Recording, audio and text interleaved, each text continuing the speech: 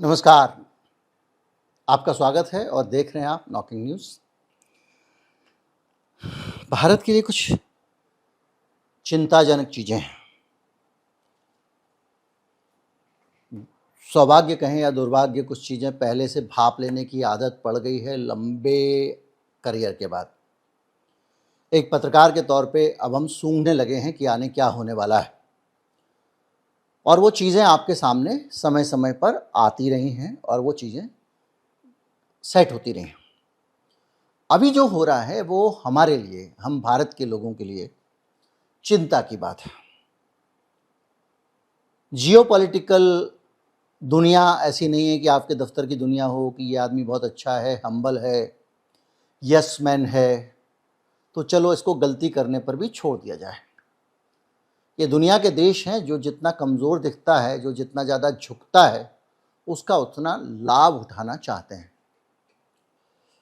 Donald Trump Bharat पर tariff लगा के दूसरी जरियों से जो दबाव बना रहे हैं, उस दबाव की प्रक्रिया में उनका एक सीधा सीधा मकसद ये है कि आप अमेरिका से माल खरीदो, जितना आप अमेरिका को बेचते हो उतना खरीदो। वो माल हम कैसे खरीदें, और वो हमको सता रहे हैं इसके लिए। भाई, हम उनसे सोयाबीन तो खरीद नहीं सकते, हमारे यहाँ तो सूअर इतने पालते नहीं, हम चीनियों की तरह सूअर खाते नहीं हम लोग इतने कि हमारे यहाँ हम वो ले लें। बचता क्या है? हथियार बचता है। तो अभी यहाँ पर हमारे जो राष्ट्रीय संस्थान है, DRDO है, दूसरे हैं, वो लगातार रिसर्च करते रहें। इस बीच में कुछ प्राइवेट कंपनियां आ गई हैं, जैसे अडानी, और उन्होंने इजराइल से लाके स्क्रू ड्राइवर टेक्नोलॉजी से अपना बनाना शुरू कर दिए हैं छोटे मोटे हथियार। कुछ मिसाइल और दूसरी चीज़ों में हम आत्मनिर्भर बन रहे हैं, और ज़्यादा से ज़्यादा रिसर्च एंड डेवलपमेंट भारत में हो रहा है। समय के साथ जैसे जैसे समय होता है, तरक्की होती है, तरक्की और तेज हो तो और अच्छा है।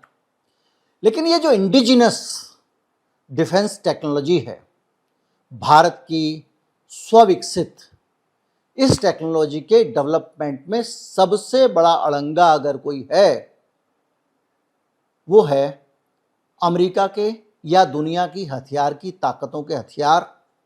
जब भी हम कुछ ऐसा करने चलेंगे, उनको सबसे ज़्यादा दिक्कत होगी। यही वजह है कि हमको टेक्नोलॉजी ट्रांसफ़र के नाम पे राफेल में टेक्नोलॉजी ट्रांसफ़र नहीं होने दी। उन्होंने बनाया बेचा, वरना हम सीख जाते, हम कुछ बनाने लगते। पहले हमने जब अपना विमान बनाया तो क्रायोजेनिक इंजन में दिक्कत आई थी। खैर, तो अब क्या है कि इस पूरे सिचुएशन के बीच में आप थोड़ा सरल तरीके से समझें तो आप पिस्तौल कब खरीदते हैं, आप कट्टा कब खरीदते हैं? जब आपको असुरक्षा का एहसास होता है अपने वातावरण में। याद कीजिए, जब चंबल में डाकू थे तो घर घर लोग बंदूक के लाइसेंस लेते थे। बहुत सारी बंदूकें हो गई थी गांव गांव में। जिसके पास ज़मीन नहीं है, दूसरे के खेत पे काम कर रहा है, वो भी बंदूक रखता था। असुरक्षा। तो अगर भारत असुरक्षित अनुभव करे तो उसको हथियार बेचना आसान होगा, क्योंकि अभी क्या कर रहा है, वो स्वदेशी हथियार के नाम पे, इसके नाम पे आनाकानी कर रहा है। ट्रंप को खुश तो करना चाहते हैं, हमारा दोस्त है, लेकिन एक जस्टिफिकेशन भी तो चाहिए। अपने देश के लोगों को भी तो समझाने के लिए चाहिए कि भैया, हम हथियार अमेरिका से क्यों खरीद रहे हैं, रूस का सस्ता है। तो जस्टिफिकेशन ज़रूरी है, हमको डर लगे। और ये डर कैसे पैदा किया जा रहा है, ये हम अपने आसपास के वातावरण में देख रहे हैं। डोनाल्ड बाबू ट्रंप ने आज एक बयान दिया और उसमें बाकायदा ठहर के एक नाम घुसाया और ये कहा कि पाकिस्तान परमाणु परीक्षण कर रहा है, नए परमाणु बम विकसित कर रहा है। इसका मतलब साफ है कि हमारे पड़ोस में एक नया खतरा पैदा होने जा रहा है। उस नए खतरे का मतलब यह है कि हमको और ज़्यादा इक्विप्ड होना चाहिए।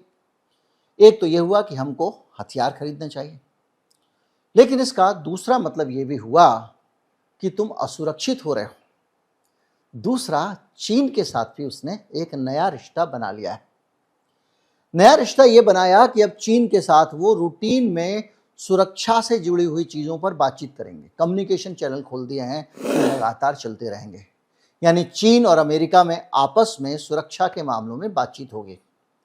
चीन और पाकिस्तान के रिश्ते लगातार कैसे चले आ रहे हैं आपकी जानकारी में है किस तरह से कॉरिडोर बन रहा है, क्या बन रहा है, सब हम बहुत चर्चा कर चुके हैं। तो अब हमारे दो पड़ोसी जिनसे हमको मेन खतरा हो सकता है वो है चीन और पाकिस्तान। भारत को बहुत चतुराई के साथ में चीन से दूर कर दिया, और अभी हाल में पीटर हेगसेट के साथ में आपने देखा होगा राजनाथ सिंह का समझौता हुआ, मैंने वीडियो बनाया था, और भारत ने कुछ हथियार खरीदने पर सहमति भी जता दी है। हालांकि इसमें जो बातें कही गई हैं वो बहुत ज़्यादा सोचने वाली हैं, क्योंकि हमको F-14 इंजन, MQ-98 ड्रोन, इस तरह के बहुत सारे सिस्टम बेचने की तैयारी उन्होंने कर ली है। कहा जा रहा है कि हम आपको बहुत सारी चीज़ें देंगे, बहुत कुछ देंगे, लेकिन ये सब जो दिया जा रहा है और दिया नहीं जा रहा है बल्कि हमको बेचा जा रहा है। ये हथियार वाली कंपनियां बेचती हैं और कहती हैं दे रहे हैं। यूक्रेन कर्जे में डूबा हुआ है, कह रहे हैं कि यूक्रेन को ये दे दिया, वो दे दिया, ये मिसाइल दे रहे हैं। तो अभी जो सिचुएशन ये है कि अब कुल मिला के भारत को एक तनाव में धकेल दिया गया है। पाकिस्तान के साथ भारत का तनाव बढ़ाने के भी इंतजाम कर दिए गए हैं। अफगानिस्तान जो तालिबान है वो कभी ट्रंप का सगा होता था, ट्रंप ने उसको वहां सत्ता में बिठाया।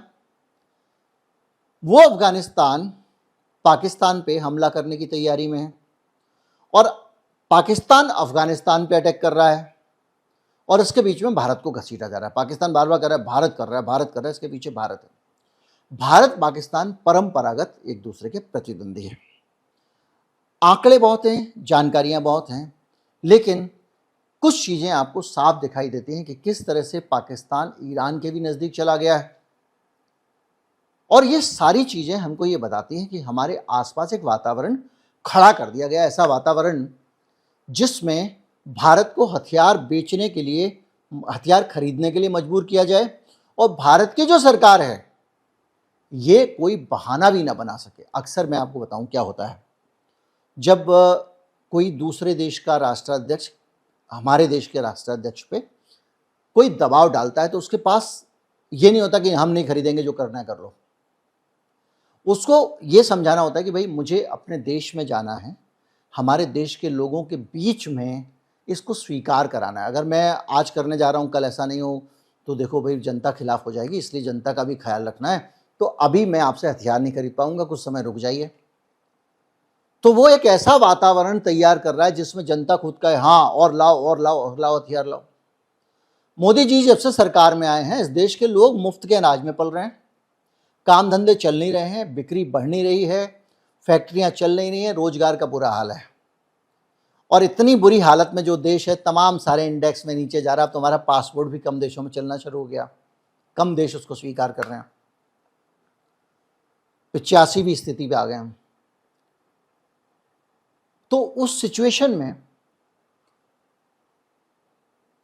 मेरे देश के लोग सबसे ज्यादा हथियार खरीद रहे हैं। आज सोचिए, दुनिया का सबसे बड़ा हथियार खरीदने वाला देश, कोई भी राष्ट्राध्यक्ष हथियार ज्यादा क्यों खरीदता है? या तो देश पे खतरा हो, भाई आप चीन के साथ भी रिश्ते सुधार के चल सकते हो, पाकिस्तान भी सुधार भी चल सकते हो, तो खतरा तो इतना बड़ा है नहीं। आप बीच बीच में पंगे ले लेते हो, अलग बात है। अब मैं कुछ बोलूंगा नहीं वरना देश के खिलाफ माना जाएगा, और जाहिर बात है वो देश के खिलाफ होगा भी, इसलिए मैं कुछ बोलना नहीं चाहता हूं। पर पंगे लेना अलग बात है। तो दूसरी सिचुएशन क्या है, एक तो खतरा हो तब आप हथियार ज्यादा खरीदते हो, या फिर आपके देश के जो खरीदार हैं वो दुनिया में हथियार बेचने वालों को ऑबलाइज करना चाहें। ऑबलाइज कई दूसरे सेंस में भी हो सकता है। वो लोग चाहें कि भाई ट्रंप खुश हो जाएगा इसलिए इससे ले लो, पुतिन खुश हो जाएगा इसलिए 4 हथियार ले लो, आगे काम आएगा, ये हो जाएगा, 2 ठेके दिला देंगे अपने दोस्त को, ये भी हो सकता है।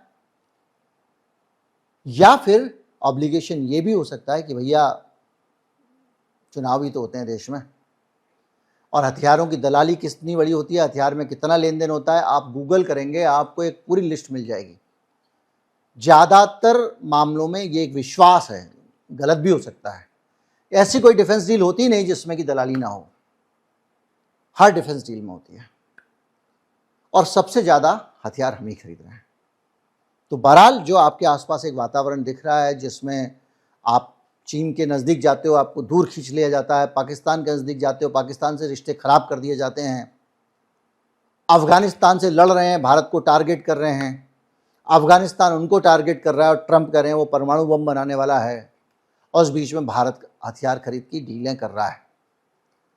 तो मेरी आपकी गाड़ी कमाई का टैक्स का पैसा कुछ और हथियार खरीदने में जाने वाला है।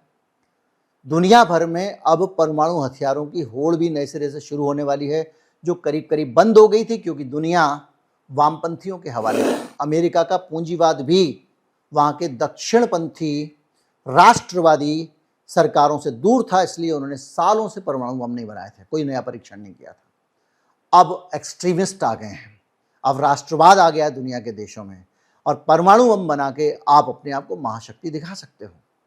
और पाकिस्तान के लिए तो सोने पे सुहागा, सोने पे सुगंधी। उसके देश की इकोनॉमी डूबी हुई है, आंतरिक असंतोष जबरदस्त है, बलूचिस्तान कब अलग हो जाए पता नहीं, हर तरफ से बुरी तरह से घिरा हुआ है, चीन के कब्जे में जा चुका है।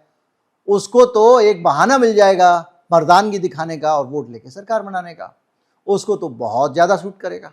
तो ऐसे अलग अलग देश जो अपने देश के लोगों को अच्छे हाल में नहीं रख पा रहे हैं, वो इसी तरह की हरकतें, युद्ध, जब अंदर के खतरे से बचना हो तो मैकियावेली ने कहा था तो भारत बाहर के खतरे खड़े कर दो। तो लोगों का मन पाकिस्तान, अफगानिस्तान इस सब में लगाए रखो, और उसमें आन दो दबादब हथियार भी, उसके अपने लाभ हैं, और जनता भी देश हित के नाम पे खड़ी रहती है। अभी हुआ था ना ऑपरेशन सिंदूर, देखा था, जो जनता की आलोचना करने वाले लोग हैं सरकार की, वो भी एकदम सरकार के साथ खड़े थे, एकदम तगड़े वाले। किसी नेता को और क्या चाहिए।